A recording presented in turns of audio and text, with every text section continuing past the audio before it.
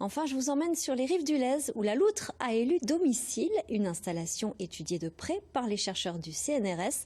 D'ores et déjà, une chose est sûre, la présence de l'animal témoigne d'une bonne qualité des eaux. Reste à organiser sa préservation en pleine zone urbaine, un vrai défi écologique. Sébastien Panus, Yannick Le Tornier. L'enquête débute par une approche en forêt.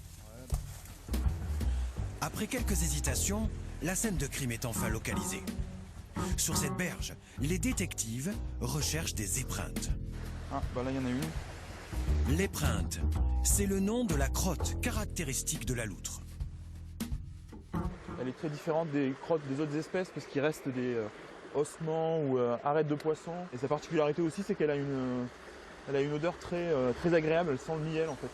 Des odeurs bucoliques, des cascades d'eau claire, on pourrait se croire dans les Cévennes. Mais nous sommes bien en plein cœur de Montpellier, sur les berges du Lez.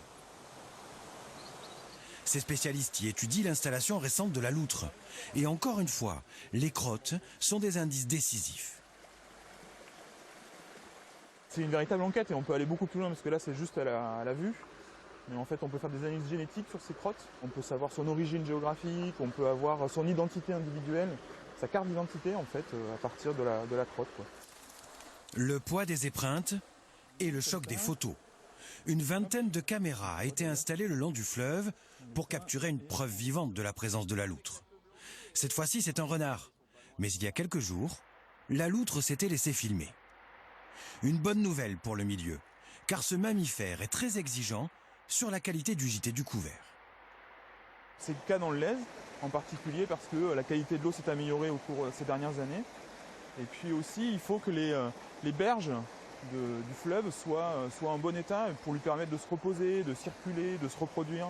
Et ce qui est de plus en plus le cas aussi sur le Lez. Donc c'est ce qui fait qu'on assiste aujourd'hui à son retour dans le bassin d'Arsan. La présence de cet animal, très sensible à la qualité des eaux, démontre que les efforts réalisés par les communes ont payé. Mais elle pointe aussi le défi à relever. Sans précaution, l'étalement urbain pourrait remettre en question ces améliorations.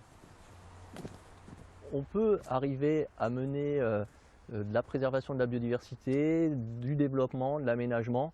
Le tout, c'est que ces enjeux soient bien intégrés en amont dans les projets et faire en sorte qu'on puisse conserver ces espèces et ces habitats. Et d'ailleurs, qu'on se doit de conserver au titre de la protection de l'environnement et au titre de Natura 2000. Car le Lez est en partie classé en zone Natura 2000, de sa source de Saint-Clément-de-Rivière jusqu'au pont de la Concorde qui relie Montpellier à Castelnau, en plein cœur de la métropole. Rendez-vous à